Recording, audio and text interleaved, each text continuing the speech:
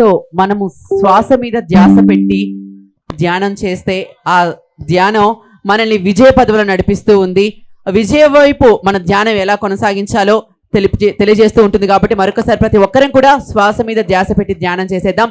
So ఇంతకీ నేను పైడితల్లి అమ్మవారి ఉత్సవాలు అలాగే ఆనంద బ్రహ్మ 10వ వార్షికోత్సవాల సందర్భంగా ఇంత దూరం వచ్చాను. ఇంత చక్కగా కుర్రాలు ఉన్నారు, ఇక్కడ ఎనర్జీ ఉందా మరి?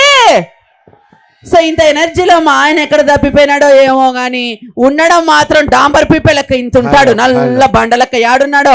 ఓ అప్పారావు యాడున్నావు? వచ్చినావా? కళ్ళు ముందుకే కాదు వెనక్కు కూడా ఉండాలి. కాదు, నేను పిలుస్తుంటే ఏంటి ఓ తల రుద్దుకుంటూ వస్తున్నావేంది నువ్వు? తలనొప్పి వచ్చే ముందు తల రుద్దుకోమన్న డాక్టర్. అంటే పిల్లలందరూ తలనొప్పితో సమానం అంటున్నావా? అర్థమై కూడా అడుగుతావేంటి? హలో, అసలు నీ దృష్టిలో భార్యాభర్తల బంధం ఎలా ఉంటుందో చెప్పు. భార్యాభర్తల బంధం ఎలా ఉండాలి జ్యోతి గారు? భార్య బల్బులా ఉండాలి, భర్త స్విచ్ లా ఉండాలి. అబ్బా, భర్తనే స్విచ్ వేస్తే భార్యనే బల్బు వెలగాలి. భార్యనే బల్బు వెలగాలంటే భర్తనే స్విచ్ వేయాలి. మాకై మేమే వెలిగితే ఫిల్మెంట్ రాలిపోద్ది. హలో, ఏం మాట్లాడుతున్నారండి? అసలు మీ దృష్టిలో భార్య ఎలా ఉండాలో చెప్పండి. భార్య ఎలా ఉండాలంటే కొత్త సంవత్సరం నాడు ఇస్తారు కదా, డైరీలా ఉండాలి. అదేంటి? ప్రతి సంవత్సరం మార్చుకోవచ్చు కదా. మారుస్తారా మీరు ప్రతి సంవత్సరం? అన్నాను, అంత అవకాశం మాకెక్కడిస్తారు? సరే గాని ఏవండి, ఎప్పుడు చూసిన ఆడవాళ్ళ మీద పడి నోరు పారేసుకోవడం కాదు, ఆ కిటికీకి కట్టను కొట్టించండి. ఏమైంది? ఆ పక్కింటి ధనుంజయ్ అదే పనిగా చూస్తున్నాడు. చూస్తున్నాడా? చూశాడా? చూస్తే చంపేను. అక్కర్లేదు, చూస్తే అతనే చచ్చిపోతాడు. అలాంటి అందం నీది. కనీసం బాత్రూమ్ కు డోర్ అన్న పెట్టించండి. What's happening bathroom? ఏమండి, ఆ శంకర్ మ్యాట్రిక్స్ అన్న తొంగి చూడబోయాడండి. తొంగి చూడబోయాడా? చూశాడా? పూర్తిగా చూడలేదు. అక్కలే పూర్తిగా చూసి అతను పూర్తిగా ఉన్నాడు అక్కడ. పెళ్ళ ఇన్ని సంవత్సరాలు అయింది, పెళ్ళానికి ఒక నగా నట్ర ఏమైనా కొనిపెట్టచ్చు కదా నువ్వు? అబ్బా, నగా నట్రా కొనిపెట్టడానికి మాది కళ్యాణి జ్యువెలర్ కాదు, అబ్బో టిఫిన్ సెంటర్. ఇన్ని మాటలు మాట్లాడుతున్నాడు. మీ పుట్టింటోలు ఏమైనా ఇంతవరకు పెట్టారా నాకు? Useless international fool. మా గురించి మాట్లాడక మీ గురించి మాట్లాడాలి. అబ్బా, ఏంటి వీళ్ళ నాన్న ఉన్నాడండి, నా పేరు శేషు, అచ్చా దీని పేరు కీర్తి. శుభలేఖలో ఏమి వేయాలండి? శేషు కీర్తి వేయాలా? ఆ బొగడాగాడు కీర్తి శేషులని వేయించాడండి. అరే చచ్చినోడి పెళ్లికి ఎవడు రావడం మానేశాడండి. అబ్బో, పోతే పోయింది. ఆగో, సరే కానుకలు వస్తాయి కదా, భోజనాలు బాగా పెట్టామండి. 1200 రూపాయలు అయిందండి వాక్కి. వీళ్ళ బాబు అన్నాడు కానుకలన్నీ హుండీలో వేయమన్నాడు. ప్రతి ఓడు రావడం హుండీలో వేసిపోయాడు. అవి దేవుడికి పోయండి. మా పరిస్థితి ఇస్త్రీ చొక్కా జేబీ బొక్క. అన్ని మాటలు అంటున్నాడు ధనుంజయ్ అన్న. నువ్వే చెప్పు, కట్నం కిందికి బైక్ పెట్టమని అడిగాడు, ఇచ్చారా లేదా మా పుట్టింటోళ్ళు? నువ్వు అది నాకు చెప్పిన మాటలు నమ్మకం. అమ్మా శ్రావణి వాళ్ళ నాన్న చెప్పాడు, మా మామ, అల్లుడు నీకు ఇన్స్టాల్మెంట్లో స్కూటర్ కొనిస్తాను. ఇన్స్టాల్మెంట్లో స్కూటర్ అంటే ఏంటి? అప్పుడో 50,000, అప్పుడో 50,000, అప్పుడు 50,000 ఇస్తే కొంట.